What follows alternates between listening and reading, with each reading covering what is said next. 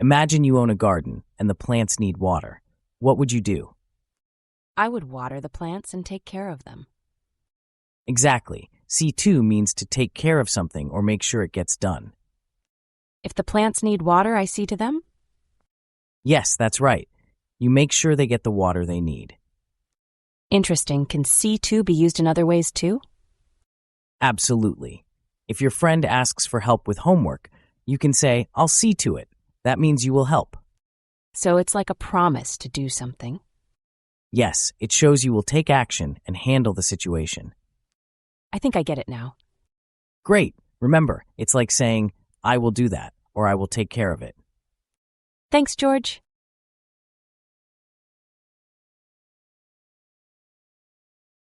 Mr. Davis, I heard someone say they're going to switch up their style.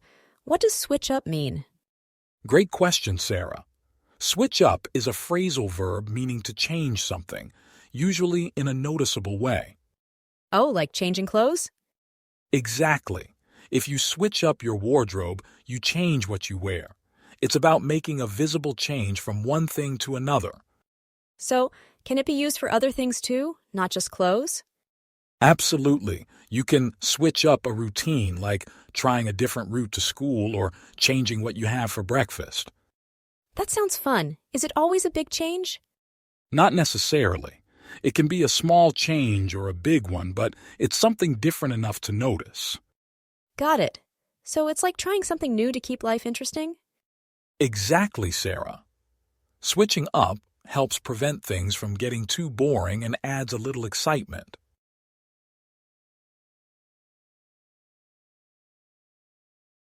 Have you ever had a really busy day and just wanted to clear your mind? Definitely. Sometimes I feel like I need to just stop everything for a moment. That's a great situation to explain the phrasal verb switch off. Do you know what it means? Could you explain it? Sure. Switch off means to turn an electronic device off, like a TV or light, but it can also mean to relax your mind, like taking a break from focusing on something. So if I switch off, I'm taking a break from thinking so much? Exactly. Just like you turn off a TV to stop watching it, you can switch off your mind to relax and stop worrying. That's helpful. So if I feel stressed, I can just switch off for a bit? Yes, that's a good way to put it. Taking a moment to switch off can help you recharge and feel better.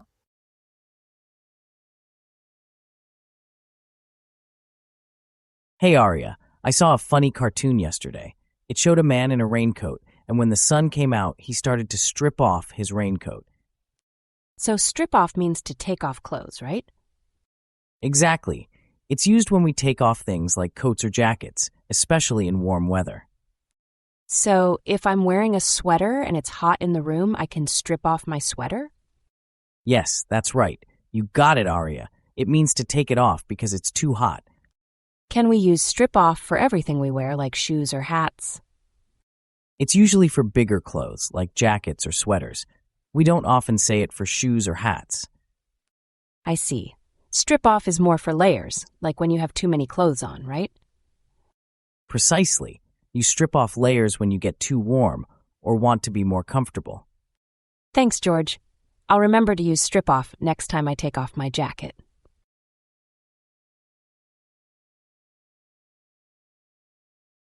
Imagine this. You're in a room and someone suddenly leaves very fast and looks upset. How would you describe that action? Maybe they leave angrily? Exactly. When someone does that, we can say they storm out. Storm out like a storm with rain? Yes, like a storm is quick and strong. Storm out means to leave a place in a very angry way. It's not just leaving quickly, but leaving angry too. Yes, it's about showing your anger by leaving with big steps and a strong face. Can you give an example, George? Sure, if someone hears bad news and feels very angry, they might storm out of the room. Do we always use storm out for angry people? Usually, yes. It shows their feelings a lot. It's not just about going out, it's about their strong emotions. Does storm out fit with any place? Yes, you can storm out of a room, a meeting, or even a building. Thanks, George.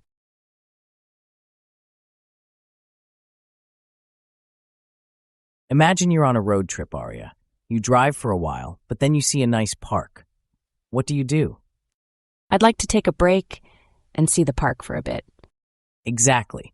When you take a short break on your journey, we say you stop off somewhere. So, stop off means to visit a place for a short time? Yes. It's like when you travel and want to see something special along the way. You don't stay long, just a quick visit. Can you use stop off in a sentence, George? Sure.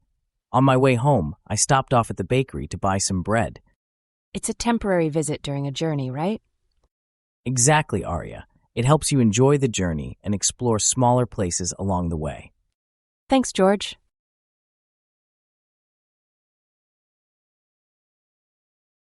Arya, have you ever thought about what people do before a snowstorm?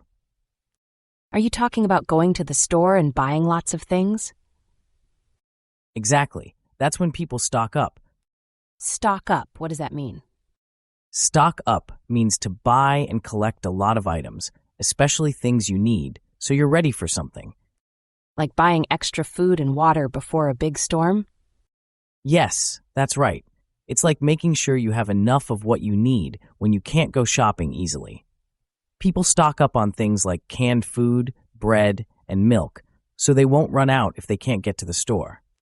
That makes sense. You stock up to feel safe and ready for anything. That's it, Arya.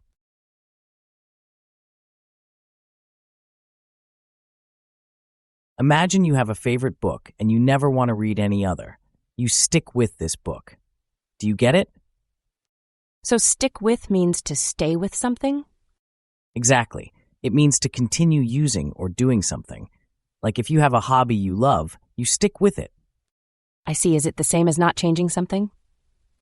Yes, it is. If you stick with your old phone, you keep using it without changing to a new one. Can people stick with other people too? Definitely. If you have a good friend, you stick with them, meaning you stay close and support them. That makes sense. Does it have to be something you like? Not always. Sometimes you stick with a job because it's important, even if it's not fun. Got it. So it's about staying, right?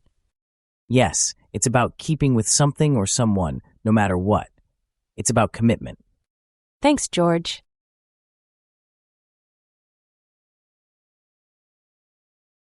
Sarah, have you ever seen a picture where one person or object really stands out and catches your attention? Yes, I have. Sometimes someone wears really bright clothes, and you can't help but notice them. Exactly. That's a great example of when something sticks out. The phrasal verb stick out means to be noticeable or easily seen because it's different. So if something sticks out, it must be unique or different from everything else around it. Precisely.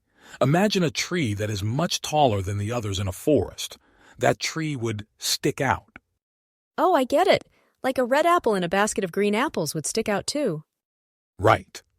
Stick out is used to describe anything that grabs your attention because it doesn't blend in with the rest.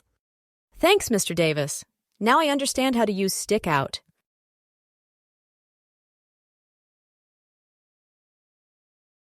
You know, Arya, some tasks are hard, like learning a new skill or playing an instrument. Yes, they sound difficult. How can we manage them? There's a good phrase for this, stick at. Do you know it? I heard it before, but not sure what it means. Stick at means to keep doing something, even if it's hard, not giving up. Like, if I'm studying math and it's tough, I should stick at it. Exactly. Keep trying, working on problems, and you'll get better. That's useful. What about sports? Can stick at apply to them too? Yes, of course. If learning tennis is hard, you stick at practicing to improve. Nice. It helps to stay strong and not quit. Right. Whether it's music, cooking, or any hobby, stick at helps you succeed. Thanks, George.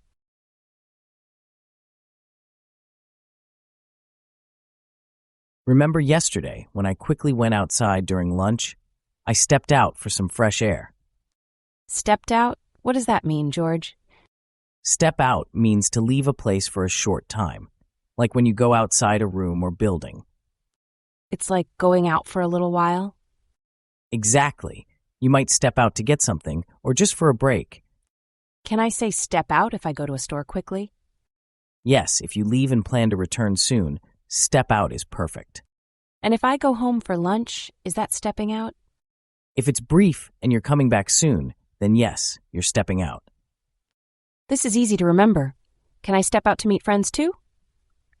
Sure, if it's a short meeting. Remember, it's for quick temporary leaving. Awesome, George. I'll use step out more now.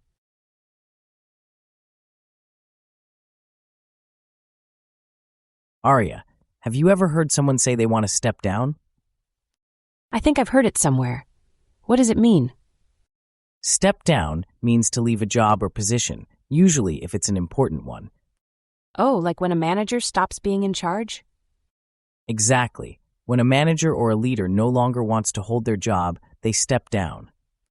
It's kind of like resigning, right? That's right. It's a way to say you're leaving a position, but usually in a polite way. I see. Do people only step down from important jobs? Mostly yes. It's often used for high positions, like when a president steps down. Does it mean they did something wrong? Not always. Sometimes they step down to relax, or maybe to do something new. Thanks, George.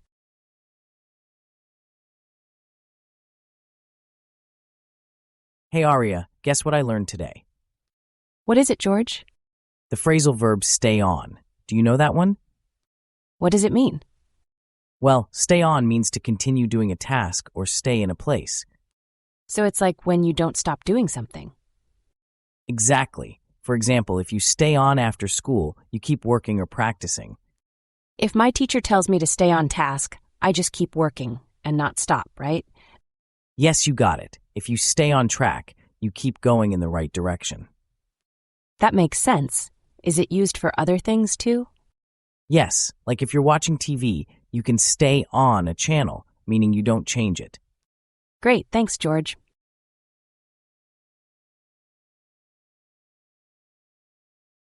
Hi, Aria. Do you know what startup means? Can you explain, George? Sure. Startup is a phrasal verb. It means to begin or start something, like a machine or project. Like when you start up a car? Yes, exactly. When you turn the key, you start up the car engine. Can you use it for things other than machines? Yes, you can. For example, you can start up a new business or project. So it means the beginning of something new. That's right. It often means opening or beginning something from the start. And it is only for big things or small things too. You can use it for both. You can start up a new business, or you can start up a conversation with someone. It's about beginning something new or starting an action. Exactly, Aria. You're getting it. Thank you, George.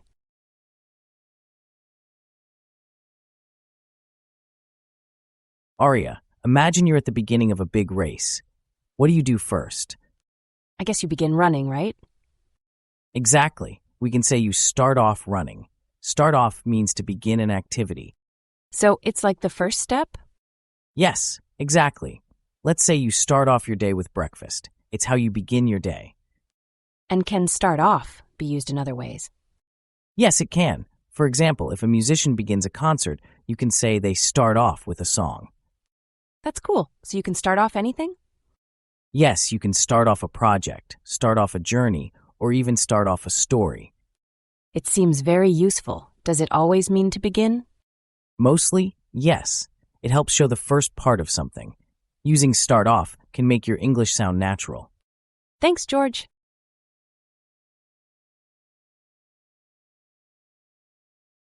Have you ever noticed what happens when you use a rubber band to hold a bunch of pencils together?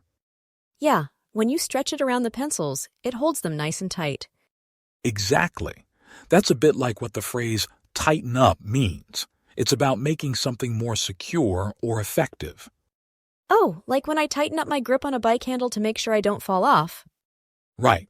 But it can also apply to other things, like if a company needs to tighten up their budget. Do you know what that means? They need to spend less money, right? Yes, they make their budget more efficient by cutting unnecessary expenses. You can also tighten up your work if you want to improve your skills. So it's not just physical. It can apply to skills or plans, too. Exactly, Sarah. We tighten up something to make it stronger or better in different contexts.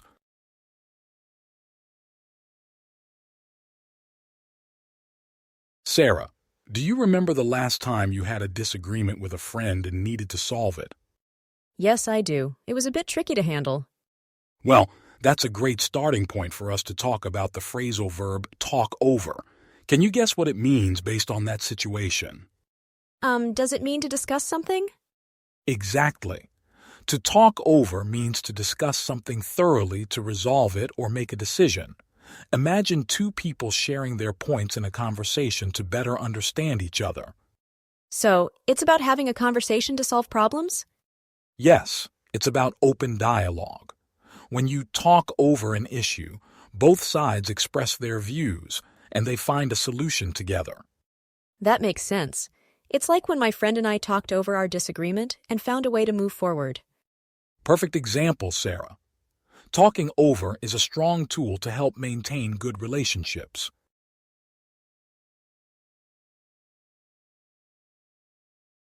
Aria, have you ever lost something and then found it in a strange place? Yes, I once lost my keys and they were in the refrigerator. That's funny. So, when you find something like your keys, you can say they turn up. So turn up means to find something? Yes, it means when something appears or is found. For example, my book turned up at my friend's house. Can turn up be used for people too? Yes, you can use it when someone arrives. Like, my cousin turned up at the party unexpectedly. So if someone is late and they arrive finally, we can say they turned up. Exactly. It's like a surprise appearance, whether it's a lost object or a person. Is there more? It can also mean increasing volume or intensity, like, can you turn up the music? Oh, that makes sense. Thanks, George. Now I understand turn up.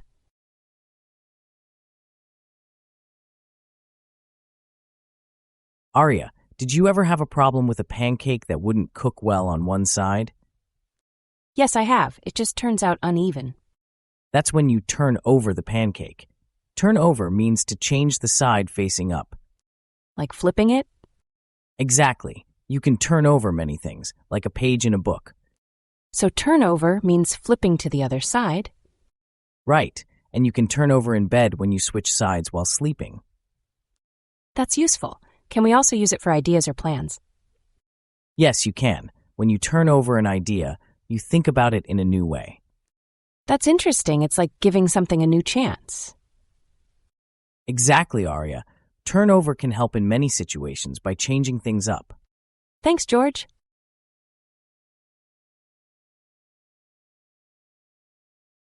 Today, I want to teach you about the phrasal verb turn on. What does turn on mean? Turn on means to start something working or to give power to something. Can you give me an example? Sure. If you want to watch TV, you turn on the TV. That means you start the TV working. If I want to listen to music, I turn on the radio. Exactly. You turn on the radio to start playing music. Does turn on only work with machines? Mostly yes. You can turn on lights, computers, and other machines. Can you turn on something without using a button or switch? Usually, turn on needs a button, switch, or some way to start the power. What about turn off? Is it the opposite? Yes, turn off is to stop or cut the power.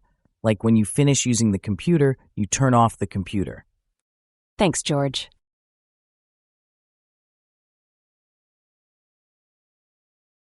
Imagine a caterpillar. What does it do over time?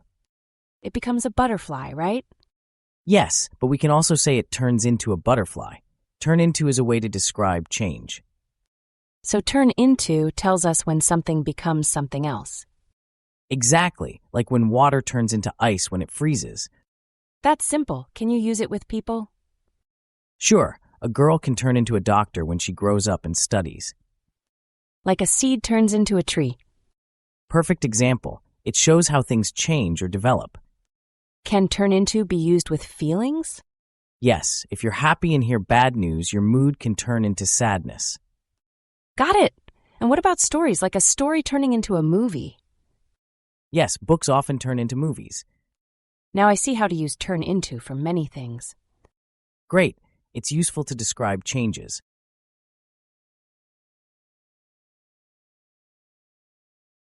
Last week, I wanted to go to the movies with my friend, but he said no. Why did he say no? He turned down my offer. You know what turn down means? I think so. It's like saying no, right? Yes, turn down means to refuse something. You can turn down an offer, a job, or even a chance. What if you ask someone for advice and they say no? Is that turning down too? Exactly, Arya. If someone refuses to help, they turn down your request. Can you use it in another sentence?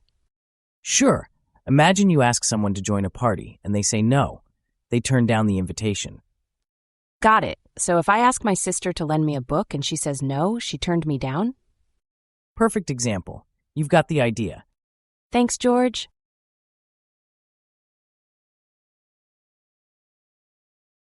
Today, let's talk about the phrasal verb turn around. Do you know what it means? Can you explain it to me, George? Of course. Turn around means to move your body so you face the other way, like when you want to see what is behind you. Like when someone calls your name and you look back? Yes, exactly. You turn your body around to see who is calling. Can we use turn around in other ways? Yes, we can. For example, when something changes from bad to good, we say it turned around. Like when a sports team loses but then starts winning? Yes, that's a great example. The team turned around their game. Is there another way to use turn around? Sure. We also use it for making something ready quickly.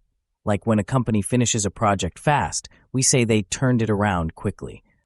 I see. So turn around can mean changing direction, improving, or doing things fast. Exactly, Arya. You got it. Thanks, George.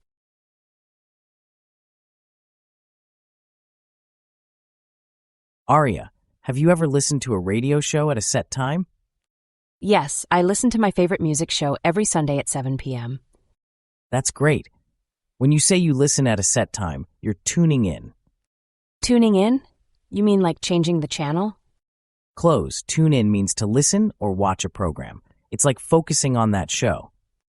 So if I tune in, I pay attention? Exactly. You hear the program or watch it, like when you watch a TV show or listen to the news. Interesting. Can it be used for podcasts too? Yes, of course. You can tune into a podcast when you start listening to it. I like that. So, can we also say tune in when we start watching a movie? Usually tune in is for scheduled programs, like shows or news.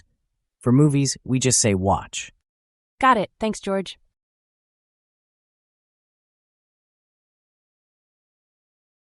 Look at this new dress in the shop.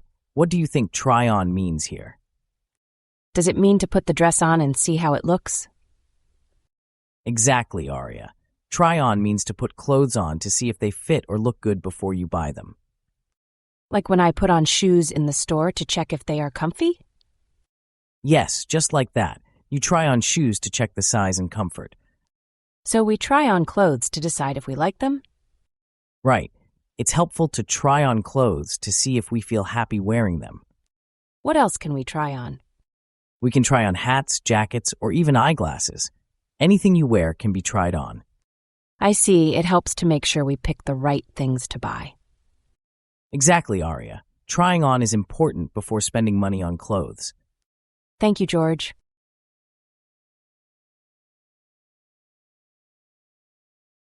Imagine you have a cat and a small toy. How would you play with both? I would let the cat play with the toy and watch how it reacts. The cat might hit the toy with its paw. Exactly. When we say someone toys with something, it is like they are playing with it, not too seriously.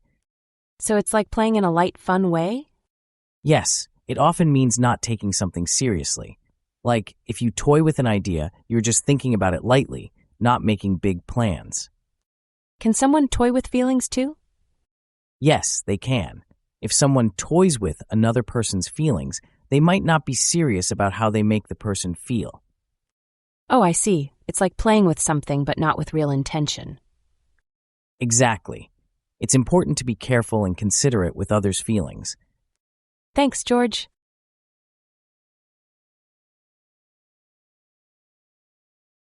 Hey, Arya, do you know what toss around means? Hi, George. Not really. Can you explain it to me? Sure, toss around is a phrasal verb. It means to discuss an idea or thing with others. Like when we talk about what game to play? Exactly. You might say, let's toss around some ideas for the party. So we share ideas and think about them together. Yes, that's right. It's like throwing different ideas into the air to see which one works best. I see. Can you use toss around in another sentence? Of course. How about, we tossed around vacation plans before deciding on the beach? Got it. So it's like considering different options? Yes, Arya. It's mostly about sharing and exploring new ideas with others. Thanks, George.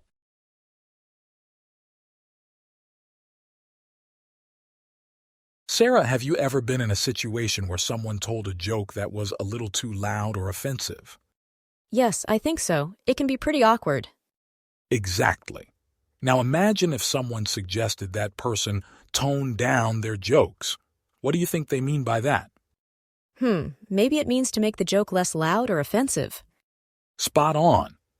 Tone down is a phrasal verb used to suggest that something should be made less extreme or intense. It's like turning the volume down on a radio. So, if a color is too bright, can you also tone it down? Absolutely. You might tone down a bright color by adding a less intense shade or mixing it with white. I see. So, tone down is like making something more subtle or less noticeable? Precisely, Sarah. Whether it's noise, behavior, or color, toned down helps things become more moderate and balanced. Thanks, Mr. Davis.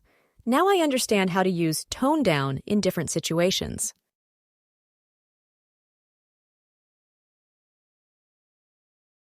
Arya, imagine you see a boat at the dock, not moving. Do you know why it stays there? Is it because it's tied to something? Exactly. We say the boat is tied up. Tie up means to use a rope to keep something in one place. Like when you tie up your shoes so they stay on your feet? Yes, that's right.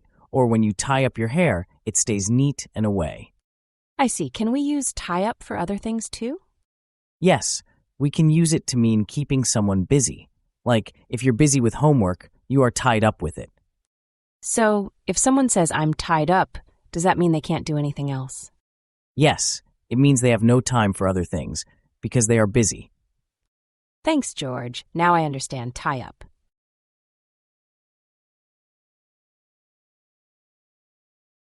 Sarah, have you ever cleaned out your room and found things you didn't need anymore? Yes, I did that last week. I had so much old stuff. Perfect. So when you decide you don't need something, what do you do with it? I usually put it in a bag and throw it away. Exactly. Throw away is a phrasal verb we use when we get rid of things we don't want or need anymore. It just means to dispose of something. Oh, that makes sense. So it's like tossing it in the trash bin? Yes, that's right. Imagine if you have a broken toy. You'd probably throw it away because it's no longer useful. Got it. Can throw away be used for anything else, like ideas? Great question, Sarah. You can also use it metaphorically. For example, if someone wastes a good opportunity, you could say they threw it away. Interesting. Thanks, Mr. Davis. I'll remember that.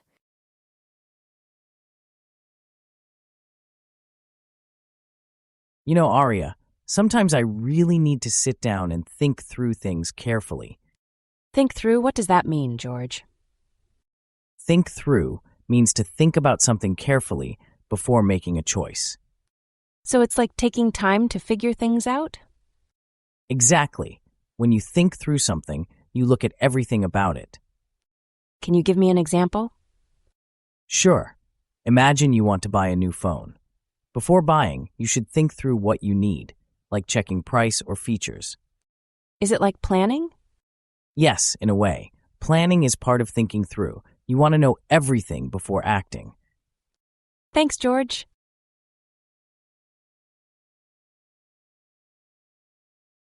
Hi, Arya. Do you know what the phrasal verb think of means? Hi, George. Can you tell me more about it? Sure. Think of means to have an idea or a thought in your mind. So when you think of something, you are remembering it? Yes, that's part of it. You can also use it when you create an idea. For example, I think of new games to play. Oh, I understand. It's like saying you have an idea or a memory? Correct, Arya. If you think of a person, you remember them or their actions. Can you give me another example? Of course, if I say, I think of my grandmother's cookies, I'm remembering them. I see. So it can be about ideas or memories. Exactly, Arya, you got it. It's simple, but very useful in English. Thanks, George.